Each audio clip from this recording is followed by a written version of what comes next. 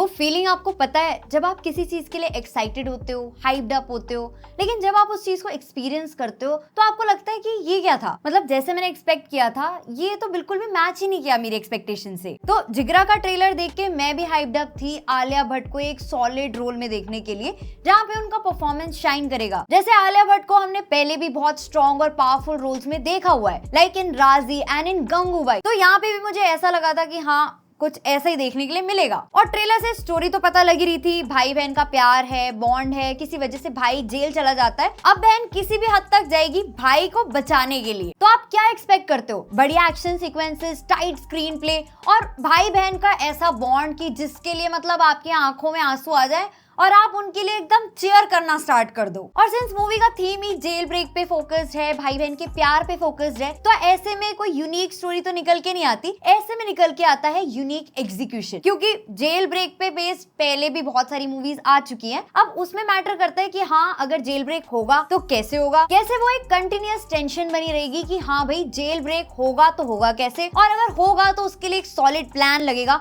वो solid plan भी ऐसा होना चाहिए जो एकदम लॉजिकल हो, तब पिक्चर देखने में मजा आता है। और हाँ लगता है कि भाई ये तो कुछ ग्रिपिंग था, जिससे पूरी पिक्चर में एक बिल्डअप होने के बाद आपको मिलता है एक बढ़िया क्लाइमैक्स, और जहां आपको एंड तक ये नहीं पता होता कि भाई ये सक्सेसफुल होंगे या नहीं होंगे। और 2 आवर्स 35 मिनट्स की ये मूवी जिगरा सब कुछ सक्सेसफुली मैनेज नहीं कर पाती। एंड इंस्टेड ऑफ जिगरा हमें देखने के लिए मिलता है सब कुछ बिखरा बिखरा, मतलब बिखरी हुई स्टोरी जिसमें कोई भी कोर इमोशन नहीं है, जहाँ पे आपको ऐसा फील हो कि हाँ आप स्टोरी से या कैरेक्टर से कहीं पे भी कनेक्ट कर पा रहे हो। ऐसे बिखरे हुए इमोशंस है ना कि आपको जो भाई बहन का कनेक्शन है, जो आपको फील होना चाहिए अंदर तक, वो कहीं से भी फील नहीं होता। ऐसा लगता है जैसे खाने में नमक की कमी हो। सब इतना फीका लगता है कि आपको पता है कि हाँ वहाँ पे उसका भाई अरेस्ट हो गया किसी वजह से, और बहन को अपने भाई को बचाना है, और भाई के ऊपर ना अत्याचार हो रहा है एकदम प्रिजन में, लेकिन आपको उसके लिए कोई एम्पैथेटिक फीलिंग ही नहीं आ पाती। विजुअली मूवी थोड़ी बहुत अच्छी लगती है due to its cinematography and camera work, लेकिन वो चीज भी सस्टेन नहीं कर पाती क्योंकि बैकग्राउंड म्यूजिक जो अच्छा होना चाहिए था, जो आपको लिटरली वो गूज बम्स देता,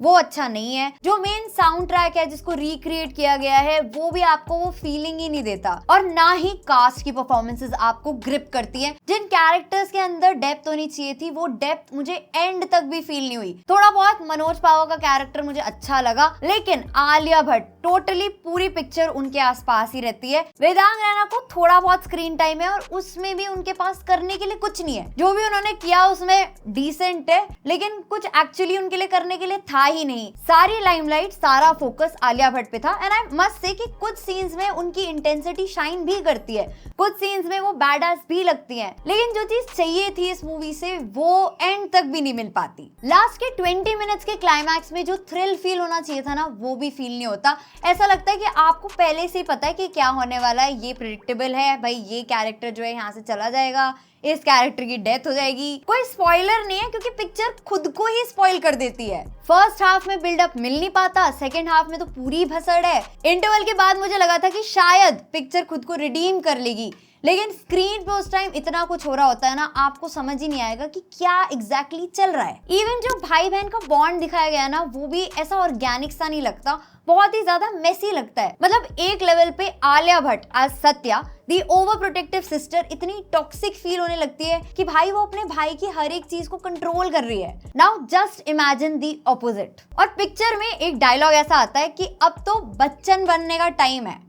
तो मुझे नहीं पता वो कौन सा बच्चन बनने की बात हो रही थी, क्योंकि पिक्चर उतनी बिग तो फील नहीं होती। और ऐसा नहीं है कि पिक्चर के अंदर पोटेंशियल नहीं था, इसका जो एग्जीक्यूशन है वो इस पिक्चर को फ्लैट बना देता है। इस वजह से पिक्चर के अंदर जो इम्पैक्टफुल हो सकता था वो ही चीज फ्लैट हो जाती है, और इसीलिए एंड तक ना पिक्चर की लेंथ भी बहुत ज्यादा फील होने लगती है। मैंने कुछ टाइम पहले एक मूवी देखी थी सावी के नाम से, जिसमें दिव्या खोसला कुमार है। मतलब जिगरा से ज्यादा अच्छी पिक्चर ना मुझे वो लगी थी। और मुझे नहीं पता कि इसकी एडवांस बुकिंग को लेके इतना हाइप मच रहा था, लग रहा था कि एक हाई ऑक्टेन एक्शन मूवी होने वाली है, कंसिडरिंग वसंत बाला की last last movie Monica O My Darling, तो मूवी से एक्सपेक्टेशन उस टाइप की थी, लेकिन जब मैंने थिएटर्स में देखा तो उतनी भीड़ नहीं थी। तो ये सब फिगर्स पता नहीं कहां से आ रहे हैं, रिलायबल हैं या नहीं, उस बारे में मैं कुछ नहीं कह सकती, लेकिन इस मूवी को लेकर शायद मिक्स थॉट हो सकते हैं, लोगों के मिक्स रिव्यूज भी हो सकते हैं, but at the end of the day अगर आप ये एक्सपेक्ट करके बैठे हो कि आपको एक high octane action thriller movie दिखने वाली है जिसमें आलिया भट्ट आपको एक फुली एक्शन पैक्ड रोल में दिखेंगी, तो